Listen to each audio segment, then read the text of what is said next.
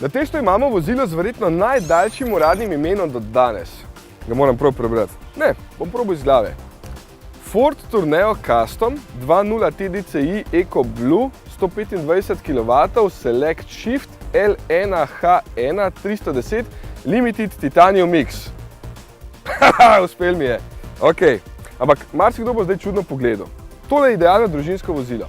Ok, najprej morate najti parkirno mesto zanj, ker je tole konkretna zadeva. Dolg je malenkost manj kot 5 metrov, širok in visok malenkost manj kot 2 metra, tehta pa 2,5 toni. Že v osnovi ni poceni, s popustom stane 32, tale 42 jurjev in tudi stroški vzdrževanja niso majhni, sem pa z njim užival na družinskem dopustu kot že dolg ne. Verjetno se prvič nisem skregal z ženo, ker je spakirala toliko robe, da sem jo 1 uro samo nosil v ta ogromen prostor.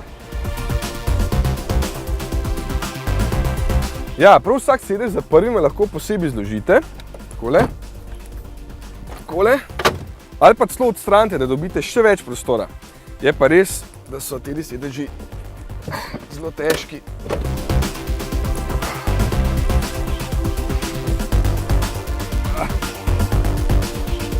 Evo, več kot 37 kg imajo, tako da je treba kar konkretno prijeti tole.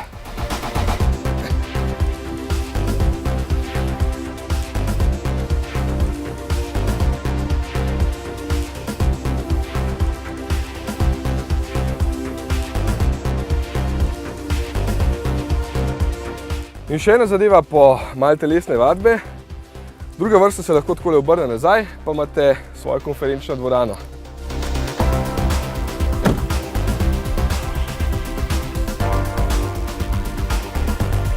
Prenova pred kratkim je temu avtu zelo dobro dela. Zdi se, da gre za nov model, toliko je novega. Notranjost je sodobna, z velikim zaslonom na dotik, tukaj so gumbi z najpogostejše naprave. Poglejte, koliko je predalov in odlagališč. Tukaj, tam. Še posebej pa, koliko je USB priključkov. Tule,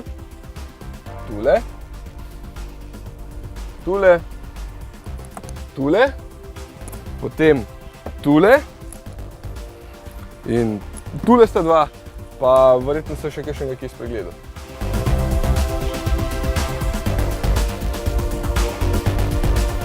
Ok, še vožnja. Transit oziroma Tourneo se je že prej dobro peljal in se še vedno tukaj ni razlik. Mene moti le, da se ne da volan nastaviti še malo bliže, ker bi bil potem še bolj občutek kot v avtu.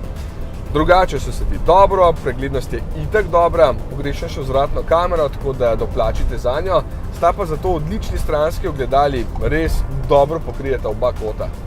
Novi motor je tehnološko napreden in smo ga že imeli na testu pri koncu prejšnje generacije. Iz 2 litrov iztisne 125 kW, kar je 170 konjev in 405 Nm navora pri 1750 vrtljajih. Sliši se obetavno, čeprav sem sam pogrešal še kakšnega konjička več, ko je bil polno naložen med vožnjo po avtocestnih klancih. Sicer je seveda dovolj zmogljiv, tole gmoto požene tudi do 175 km/h, pri delu pa mu odlično pomaga novi menjalnik Select Shift. Gre za klasični samodejni menjalnik s pretvornikom navora, ki je postavljen za osjo in zna kar dobro spremljati vaše želje in prilagajati prestavljanje. Včasih je malo bolj grob, ker želi kar najbolje izkoristiti moč motorja, ima pa seveda tudi tale gumba za prestavljanje, če mislite, da ste boljši od njega, naprimer med vožnjo po klancu navzdol.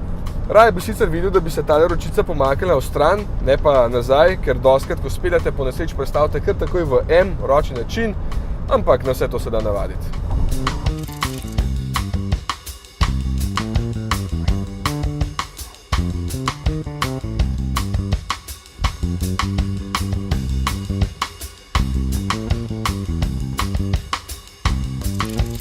Zaključek, eden najboljših, če ne celo najboljši kombi te velikosti in za ta denar.